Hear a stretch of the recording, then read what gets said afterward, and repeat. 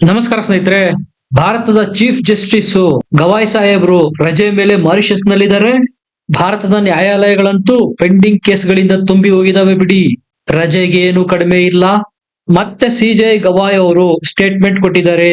ನಿಮ್ಗೆಲ್ಲ ಗೊತ್ತಿದೆ, bulldozer action ಜೋರಾಗಿ ನಡೀತಾ ಇದೆ ಉತ್ತರ ಪ್ರದೇಶದಲ್ಲಿ. ಯೋಗಿಜಿ ಅವರ ನೇತೃತ್ವದಲ್ಲಿ ದಂಗಾಕೋರರ ಮನೆ ಮೇಲೆ ಮುಖಾಮುಲಾಜಿಲ್ಲದೆ ಬುಲ್ಡೋಜರ್ ಹತ್ತಿಸಲಾಗ್ತಾ ಇದೆ. ಬುಲ್ಡೋಜರ್ ಆಕ್ಷನ್ ನ ಯೋಗಿ ಮಾಡೋದು ಕೇವಲ ಅಪರಾಧಿಗಳ ಮೇಲೆ ಮಾತ್ರ. ಈಗ ಮತ್ತೆ ಸುಪ್ರೀಂ ಕೋರ್ಟ್ ನ ಚೀಫ್ ಜಸ್ಟಿಸ್ ಗವಾಯ್ ಸಾಹೇಬ್ರು ಯೋಗಿಯ ಬುಲ್ಡೋಜರ್ ಆಕ್ಷನ್ ಮೇಲೆ ಪ್ರಶ್ನೆಗಳನ್ನ ಎತ್ತುತ್ತಾ ಇದ್ದಾರೆ. ಅವ್ರು ಹೇಳೋದು, ನಮ್ಮದು ಅತಿ ದೊಡ್ಡ ಪ್ರಜಾತಂತ್ರ ವ್ಯವಸ್ಥೆ, ಇಲ್ಲಿ ಕಾನೂನಿನ ಶಾಸನ ಇರಬೇಕು, ಬುಲ್ಡೋಜರ್ ಶಾಸನ ಅಲ್ಲ. ಏನೇ ಕೆಲಸ ಮಾಡಿದ್ರು ಕಾನೂನಿನ ಮೂಲಕ ಮಾಡಬೇಕು, ಬುಲ್ಡೋಜರ್ ಮೂಲಕ ಅಲ್ಲ.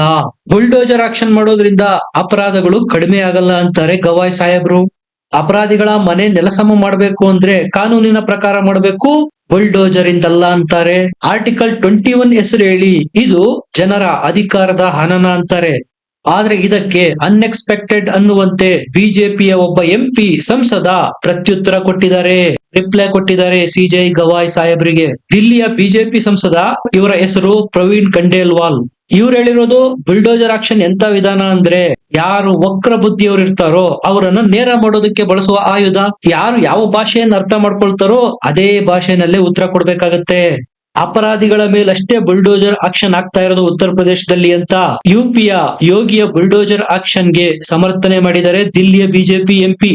ಇವರ ಹೇಳೋ ರೀತಿ ಅನುಚ್ಛೇದ 21 ಏನ್ ಹೇಳುತ್ತೆ, ಜೀವನ ಮತ್ತು ವೈಯಕ್ತಿಕ ಸ್ವಾತಂತ್ರ್ಯಗಳ ಬಗ್ಗೆ ಹೇಳುತ್ತೆ. ಇವರ ಪ್ರಕಾರನೇ ಹೋಗೋದಾದ್ರೆ ದಂಗಾಕೋರರು ದಂಗೆ ಮಾಡಿ ಅಮಾಯಕರ ಜೀವನ ಮತ್ತು ವೈಯಕ್ತಿಕ ಸ್ವಾತಂತ್ರ್ಯಕ್ಕೆ ಧಕ್ಕೆ ಮಾಡುವುದು ಎಷ್ಟರ ಮಟ್ಟಿಗೆ ಸರಿ. ಒಂದ್ ಪಾಯಿಂಟ್ ಅಲ್ಲಿ ಹೇಳೋದಾದ್ರೆ ಸಿಜೆಐ ಗವಾಯ್ ಸಾಹೇಬ್ರು ಹೇಳೋದು, ಅಪರಾಧಿಗಳ ಮೇಲೆ ಬುಲ್ಡೋಜರ್ ಆಕ್ಷನ್ ಮಾಡಬಾರ್ದು. ಆದ್ರೆ ಪ್ರೀತಿಯಿಂದ ಹೇಳಿದ್ರೆ ಈ ದಂಗಾಕೋರರು ಕೇಳ್ಬೇಕೆ? ಅವರು ಯಾವ ಲ್ಯಾಂಗ್ವೇಜ್ ಅನ್ನ ಅರ್ಥ ಮಾಡ್ಕೊಳ್ತಾರೋ ಅದೇ ಭಾಷೆನಲ್ಲಿ ಉತ್ತರ ಕೊಡ್ಬೇಕಾಗತ್ತೆ. ಅದನ್ನೇ ಯೋಗಿ ಮಾಡ್ತಾ ಇರೋದು ಉತ್ತರ ಪ್ರದೇಶದಲ್ಲಿ. ಸ್ನೇಹಿತರೆ, ಚೀಫ್ ಜಸ್ಟಿಸ್ ಆಫ್ ಇಂಡಿಯಾ ಎಲ್ಲ ವಿಷಯಗಳಿಗೂ ಕಮೆಂಟ್ ಮಾಡೋದಿರುತ್ತಾ? ಪ್ರತಿಯೊಂದು ಹುದ್ದೆಗೂ ಅವರದ್ದೇ ಆದ ಘನತೆ ಗೌರವಗಳಿರ್ತವೆ. ಸಿಎಂ ಆಗಿರ್ಬೋದು, ಪಿಎಂ, ಸಿಜೆಐ ಕೂಡ ಆಗಿರಬಹುದು. ಪ್ರತಿಯೊಬ್ಬರು ಅವರದ್ದೇ ಆದ ಚೌಕಟ್ಟಿನಲ್ಲಿ ಕೆಲಸಗಳನ್ನ ಮಾಡ್ತಾ ಇರ್ತಾರೆ.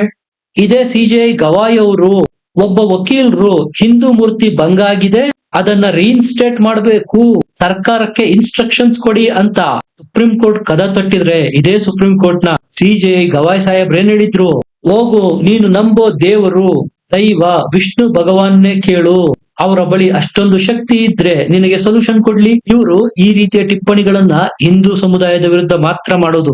ಇವ್ರು ಹೇಳೋ ಪ್ರಕಾರ ಬುಲ್ಡೋಜರ್ ಆಕ್ಷನ್ ಆಗಬಾರ್ದು, ಸರಿ, ಯಾರು ಅಲ್ಲಗಳೆಯೋದಿಲ್ಲ. ಆದ್ರೆ ಇದು ಯಾವಾಗ ಸಾಧ್ಯ ಆಗೋದು? ಕೋರ್ಟ್ಗೆ ಬರ್ತಕ್ಕಂತ ಕೇಸ್ಗಳನ್ನ ಸಮಯದ ಸೀಮೆಯೊಳಗೆ ಎಲ್ಲವನ್ನೂ ಬಗೆಹರಿಸಿದ್ರೆ ಅಪರಾಧಗಳಾಗೋದು ಕಡಿಮೆ ಆಗುತ್ತೆ. ಈಗ ಜಸ್ಟಿಸೇ ಡಿಲೇ ಆದ್ರೆ ಅಪರಾಧಿಗಳ ಅಪರಾಧಕ್ಕೆ ಕಡಿವಾಣ ಹಾಕೋದಾದ್ರೂ ಹೇಗೆ? ಸರಿಯಾದ ಸಮಯದಲ್ಲಿ ಎಲ್ಲಾ ಕೇಸ್ಗಳು ಕ್ಲೋಸ್ ಆಗಿ ಅಪರಾಧಿಗಳಿಗೆ ತಕ್ಕ ಶಿಕ್ಷೆ ಆದ್ರೆ ಯೋಗಿಯ ಬುಲ್ಡೋಜರು ಗ್ಯಾರೇಜ್ ಬಿಟ್ಟು ಹೊರಗೆ ಬರೋದೇ ಇಲ್ಲ, ಕೆಲಸನೇ ಇರೋದಿಲ್ಲ. ಸ್ನೇಹಿತರೆ, ಕೆಲವು ಮೂಲಗಳ ಪ್ರಕಾರ 90% ಆಫ್ ಕೇಸಸ್ ಏನು ನ್ಯಾಯಾಲಯದ ಕಟಕಟೆಗೆ ಹೋಗುತ್ತೆ, ಅವರಿಗೆ ನ್ಯಾಯಾಲಯ ಜಮಾನತ್ ಕೊಟ್ಬಿಡುತ್ತೆ, ಜಾಮೀನು ಕೊಟ್ಬಿಡುತ್ತೆ. ಬಿಡುಗಡೆಯಾದವನ್ ಏನ್ ಮಾಡ್ತಾನೆ? ಅದೇ ರೀತಿಯ ಅಪರಾಧಗಳನ್ನ ಮತ್ತೆ ಮತ್ತೆ ಮಾಡ್ತಾನೆ. ಈಗ ನೀವೇ ಹೇಳಿ, ಇದು ಸರ್ಕಾರದ ತಪ್ಪ, ಪೊಲೀಸರ ತಪ್ಪ, ನ್ಯಾಯಪಾಲಿಕೆಯ ತಪ್ಪ? ಯಾರು ಹೊರಬೇಕು ಇದರ ಜವಾಬ್ದಾರಿ? 70% ಕೇಸ್ಗಳಲ್ಲಿ ಹ್ಯಾಬಿಚುವಲ್ ಅಪರಾಧಿಗಳಿರ್ತಾರಲ್ಲ, ಚಾಳಿ ಬಿದ್ದ ಅಪರಾಧಿಗಳು, ಪದೇ ಪದೇ ಅಪರಾಧ ಮಾಡ್ತಾನೆ ಇರ್ತಾರಲ್ಲ, ಅವರಿಗೆ ನ್ಯಾಯಾಲಯದಲ್ಲಿ ಜಾಮೀನು ಸಿಕ್ಬಿಡುತ್ತೆ. ಪೊಲೀಸರು ಅಷ್ಟೆಲ್ಲಾ ಸಾಹಸ ಮಾಡಿ ತಮ್ಮ ಜೀವನ ಪಣಕ್ಕಿಟ್ಟು ಅಪರಾಧಿಗಳನ್ನ ಹಿಡಿದು ದಂಡಿಸುವ ಉದ್ದೇಶದಿಂದಾಗಿ ನ್ಯಾಯಾಲಯಕ್ಕೆ ಪ್ರೊಡ್ಯೂಸ್ ಮಾಡ್ತಾರೆ. ಅಂತವ್ರಿಗೆ ಜಾಮೀನ್ ಸಿಕ್ಕರೆ ಏನ್ ಮಾಡೋದು? ಅಪರಾಧ ಮಾಡಿದವರು ಸ್ವಚ್ಛಂದವಾಗಿ ತಿರುಗಾಡ್ತಾ ಇರ್ತಾರೆ. ಇನ್ನೊಂದ್ ಕಡೆ ಅಪರಾಧಿಗಳಿಂದ ತೊಂದರೆಗೊಳಗಾಗಿರೋರು ಅವರ ಮುಖ ನೋಡಿದಾಗ್ಲೆಲ್ಲ ಈ ವ್ಯವಸ್ಥೆಯ ಬಗ್ಗೆ ಜಿಗುಪ್ಸೆ ಬರದೇ ಇರುತ್ತಾ? ಇಂಥ ಸಮಯದಲ್ಲಿ ಸರ್ಕಾರಗಳು ಮಾಡೋದಾದ್ರೂ ಏನು ನೀವೇ ಹೇಳಿ? ಓಪನ್ ಆಗಿ ಅಪರಾಧಿಗಳನ್ನ ಸ್ವಚ್ಛಂದವಾಗಿ ಓಡಾಡೋದಕ್ಕೆ ಬಿಡೋದಕ್ಕಾಗತ್ತಾ? ಕಠಿಣಾತಿ ಕಠಿಣ ಅಪರಾಧ ಮಾಡಿರೋರಿಗೆ ಜಾಮೀನ್ ಸಿಕ್ಬಿಡುತ್ತೆ. ಇನ್ನು ಕಳವು, ಹತ್ಯೆ, ಅತ್ಯಾಚಾರ ಇಂತಹ ಪ್ರಕರಣಗಳಲ್ಲಂತೂ ಜಾಮೀನು ಸುಲಭವಾಗಿ ಸಿಕ್ಬಿಡುತ್ತೆ. ಫಾರ್ ಎಕ್ಸಾಂಪಲ್, ಬರೇಲಿಗೆ ಬನ್ನಿ, 1995ರಲ್ಲೇ ಸರ್ಕಾರ ನೋಟಿಸ್ ಕೊಟ್ಟಿತ್ತು, ತೌಕೀರ್ ರಾಜ ಅಕ್ರಮವಾಗಿ ಜಮೀನನ್ನ ಕಬ್ಜಾ ಮಾಡಿದ್ದಾರೆ ಅಂತ. ಎಷ್ಟು ವರ್ಷ? ಪೂರ್ತಿ 30 ವರ್ಷ ಆಗೋಯ್ತು. ಆದ್ರೆ ಯಾವುದೇ ಸರ್ಕಾರ ತೌಕೀರ್ ರಾಜ ಮೇಲೆ ಆಕ್ಷನ್ ಮಾಡಿಲ್ಲ. ಅವರ ಕಬ್ಜಾದಲ್ಲಿರ್ತಕ್ಕಂತ ಜಮೀನನ್ನ ಬಿಡಿಸುವ ಪ್ರಯತ್ನನೂ ಮಾಡಿಲ್ಲ. ಇನ್ನ ವಿದ್ಯುತ್ ಕಳ್ಳತನ 15-20 ಲಕ್ಷ ವಿದ್ಯುತ್ ಬಿಲ್ಲನ್ನೇ ಕಟ್ಟಿಲ್ಲ ನೋಡಿ ಇವರು. ಇಂತಹ ಜನರೇ ರಸ್ತೆಗಳಿಗೂ ಬಂದಿರೋದು, ದಂಗೆಗಳನ್ನು ಮಾಡ್ತಾ ಇರೋದು. ಇಂತಹವರ ಮೇಲೆ ಬುಲ್ಡೋಜರ್ ಹಸಿದ್ರೆ ತಪ್ಪ? ಒಂದು ವೇಳೆ ನ್ಯಾಯಾಲಯದಲ್ಲಿ ಇವರೆಲ್ರಿಗೂ ಸರಿಯಾದ ಸಮಯದಲ್ಲಿ ಹಿಯರಿಂಗ್ ಆಗಿ ತೀರ್ಪು ಬಂದು ಸಜೆಯಾಗಿದ್ರೆ ಯೋಗಿ ಬುಲ್ಡೋಜರ್ ಆಕ್ಷನ್ ಮಾಡೋದಿಕ್ಕೆ ಅವಕಾಶನೇ ಇರ್ತಾ ಇರ್ಲಿಲ್ಲ. ಇಂತಹ ಅಪರಾಧಿಗಳಿಗೆಲ್ಲ ಜಾಮೀನ್ ಸಿಗ್ತಾ ಹೋದ್ರೆ ಅವರ ಮನೋಬಲ ಹೆಚ್ಚಾದಂತೆ ತಾನೆ. ಹೆಂಗೋ ಕೋರ್ಟ್ ಇಂದ ನಮಗೆ ಜಾಮೀನ್ ಸಿಗುತ್ತೆ, ಇಲ್ಲಿ ಬೆನಿಫಿಟ್ ಆಫ್ ಡೌಟ್ ಬರುತ್ತೆ. ಕಾನೂನು ವ್ಯವಸ್ಥೆನಲ್ಲಿ ಹೇಳಲಾಗತ್ತೆ, ಒಬ್ಬ ನಿರಪರಾಧಿಯನ್ನು ರಕ್ಷಣೆ ಮಾಡೋದಕ್ಕೆ 100 ಅಪರಾಧಿಗಳನ್ನು ಬೇಕಾದ್ರೂ ಬಿಡೋಣ. ಆ ಒಂದು ಲೂಪ್ ಹೋಲ್ನೆ ಬಳಸಿಕೊಂಡು ಅಪರಾಧ ಮಾಡಿರೋರು ಜಾಮೀನು ತಗೊಂಡು ಹೊರಗಡೆ ಬರ್ತಾರೆ. ನೀವು ಈ ರೀತಿನೂ ಯೋಚನೆ ಮಾಡ್ಬೋದಲ್ಲ, 100 ಜನ ಅಪರಾಧಿಗಳನ್ನು ಬಿಡಬಾರ್ದು, ಒಬ್ಬ ನಿರಪರಾಧಿಗೂ ಶಿಕ್ಷೆ ಆಗ್ಬಾರ್ದು. ಆ ರೀತಿ ಒಂದು ಫುಲ್ ಪ್ರೂಫ್ ವ್ಯವಸ್ಥೆಯನ್ನು ನಾವು ಯಾಕೆ ಮಾಡಬಾರ್ದು? ಇದುವರೆಗೂ ಅದು ನಮ್ಮಿಂದ ಯಾಕೆ ಸಾಧ್ಯ ಆಗಿಲ್ಲ? ಬೇರೆ ದೇಶಗಳಲ್ಲಿ ಯಾಕೆ ಈ ರೀತಿ ಆಗೋದಿಲ್ಲ?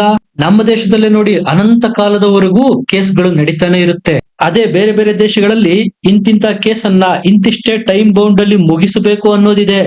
ಬೇರೆ ದೇಶಗಳ ಕೈಲಾಗಿರೋದು ನಮ್ಮ ದೇಶಕ್ಕೆ ಯಾಕೆ ಆಗ್ತಾ ಇಲ್ಲ? 88,000 ಕೇಸ್ ಯಾಕೆ ಪೆಂಡಿಂಗ್ ಇರೋದು ಸುಪ್ರೀಂ ಕೋರ್ಟ್ ಅಲ್ಲಿ? ತಾರೀಖ್ ಮೇಲ್ ತಾರೀಖ್ ಕೊಡ್ತಾ ಹೋದ್ರೆ ಅಪರಾಧಗಳನ್ನ ಕಡಿಮೆ ಮಾಡೋದು ಹೇಗೆ ಸಾಧ್ಯ? ಇಲ್ಲೇ ನೋಡಿ ನ್ಯಾಯಾಂಗ ವ್ಯವಸ್ಥೆಯ ಫೇಲ್ಯೂರ್ ಆಗ್ತಾ ಇರೋದು. ಅಷ್ಟಕ್ಕೂ ಯೋಗಿ ಬುಲ್ಡೋಜರ್ ಆಕ್ಷನ್ ಮಾಡಿದ್ರೆ ವಿರೋಧ ಯಾವಾಗ ಮಾಡ್ಬೇಕು? ಅದು ಕಾನೂನು ಬಾಹಿರವಾಗಿದ್ರೆ. ಇದುವರೆಗೂ ಯೋಗಿ ಬುಲ್ಡೋಜರ್ ಆಕ್ಷನ್ ನ ಜನ ವಿರೋಧಿಸಿರೋದಿಲ್ಲ, ಚಪ್ಪಾಳೆ ತಟ್ಟಿ ಸ್ವಾಗತ ಮಾಡ್ತಾ ಇದ್ದಾರೆ. ಮಾಫಿಯಾಗಳು, ಗೂಂಡಾಗಳ ಮನೆ ಮೇಲೆ ಬುಲ್ಡೋಜರ್ ಹರಿದಾಗ ಜನ ಸಹ ಅದನ್ನ ಸ್ವಾಗತ ಮಾಡಿದ್ದಾರೆ. ಸಮಾಜದಲ್ಲಿ ಬುಲ್ಡೋಜರ್ ಆಕ್ಷನ್ ಒಂದೇ ಉತ್ತರ ಅಲ್ಲ, ಇದು ಎಲ್ರಿಗೂ ಗೊತ್ತಿರೋದೆ. ಆದ್ರೆ ಇದೇ ಸಮಾಜದಲ್ಲೇ ನಮ್ಮಗಳ ನಡುವೆನೆ ಸಮಾಜಘಾತುಕರಿದ್ದಾರೆ. ಇಂಥವರ ಮೇಲೆ ಆಕ್ಷನ್ ಆಗ್ಲೇಬೇಕಾಗತ್ತೆ.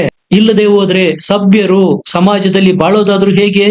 ಮಾಫಿಯಾಗಳು ಬೆಳಿತಾನೆ ಹೋದ್ರೆ, ಅಪರಾಧಗಳು ಜಾಸ್ತಿ ಆಗ್ತಾನೆ ಹೋದ್ರೆ ಸಭ್ಯ ಸಮಾಜ, ಆದರ್ಶ ಸಮಾಜ ನಿರ್ಮಾಣ ಮಾಡೋದಾದ್ರೂ ಹೇಗೆ?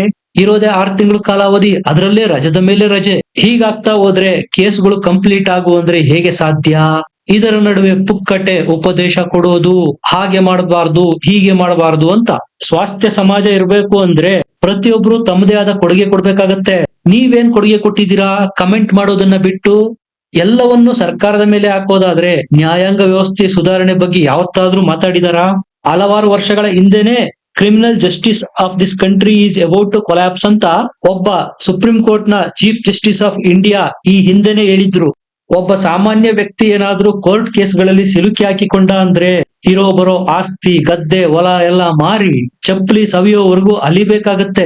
ಆದ್ರೂ ಅನಂತ ಕಾಲದವರೆಗೂ ತೀರ್ಮಾನನೇ ಬರೋದಿಲ್ಲ. ಮತ್ತೊಂದ್ ತಾರೀಕು ಕೊಡೋದು, ಕೇಸ್ ಮುಂದಕ್ಕೆ ಹಾಕೋದು. ಇದು ಹೆಮ್ಮೆಯ ವಿಚಾರ ಅಲ್ಲವೇ ಅಲ್ಲ. ಬೇರೆಯವರ ವಿಚಾರಕ್ಕೆ ಕಮೆಂಟ್ ಮಾಡೋದಕ್ಕೂ ಮುಂಚೆ ತಮ್ಮ ವ್ಯವಸ್ಥೆ ಯಾವ ರೀತಿ ಕೆಲಸ ಮಾಡ್ತಾ ಇದೆ ಅನ್ನೋದನ್ನ ನೋಡ್ಬೇಕು ತಾನೆ. ಅಷ್ಟಕ್ಕೂ ಯೋಗಿ ಬುಲ್ಡೋಜರ್ ಆಕ್ಷನ್ ಮಾಡ್ತಾ ಇರೋದಾದ್ರೂ ಹೇಗೆ? ಕಾನೂನಿನ ಸಂಪೂರ್ಣ ಚೌಕಟ್ಟಿನಡಿ ಇಂತಿಷ್ಟು ನೋಟಿಸ್ ಗಳನ್ನು ಕೊಡಬೇಕು ಅಂತಿರುತ್ತೆ. ಅಷ್ಟು ನೋಟಿಸ್ ಸರ್ವ್ ಆದ ಮೇಲೇನೆ ಬುಲ್ಡೋಜರ್ ಆಕ್ಷನ್ ಆಗೋದು. ಅಪರಾಧವನ್ನು ಹೊತ್ತವರಿಗೆ ಉತ್ತರ ಕೊಡೋದಕ್ಕೆ ಸಾಕಷ್ಟು ಸಮಯಾವಕಾಶ ಸಹ ಕೊಡಮಾಡಲ್ಪಟ್ಟಿರುತ್ತೆ. ಅದಾದ್ಮೇಲೆ ಬುಲ್ಡೋಜರ್ ಆಕ್ಷನ್ ಆಗೋದು. ಯೋಗಿ ಸರ್ಕಾರ ಕಟ್ಟಾಕಿದ್ಯಾ ಅಪರಾಧಿಯನ್ನ, ನೀನು ಸುಪ್ರೀಂ ಕೋರ್ಟ್ಗೆ ಹೋಗುವಂತಿಲ್ಲ, ಹೈಕೋರ್ಟ್ಗೆ ಹೋಗುವಂತಿಲ್ಲ ಅಂತ ಹೋಗಿ ಪ್ರಶ್ನೆ ಮಾಡ್ಲಿ. ನ್ಯಾಯಾಂಗ ವ್ಯವಸ್ಥೆ ತಮ್ಮ ಕೇಸ್ಗಳಿಗೆ ಕಾಯಕಲ್ಪ ಕೊಡುವಲ್ಲಿ ಎಲ್ಲೋ ಒಂದ್ ಕಡೆ ಎಡುತ್ತಾ ಇದೆ. ಇದರ ಬಗ್ಗೆ ನಿಮ್ಗೆ ಏನ್ ಅನ್ಸುತ್ತೆ? ಕಮೆಂಟ್ ಮಾಡಿ, ಲೈಕ್ ಮಾಡಿ, ಚಾನೆಲ್ ನ ಸಬ್ಸ್ಕ್ರೈಬ್ ಮಾಡಿ. ಮತ್ತೆ ಸಿಗೋಣ. ನಮಸ್ಕಾರ.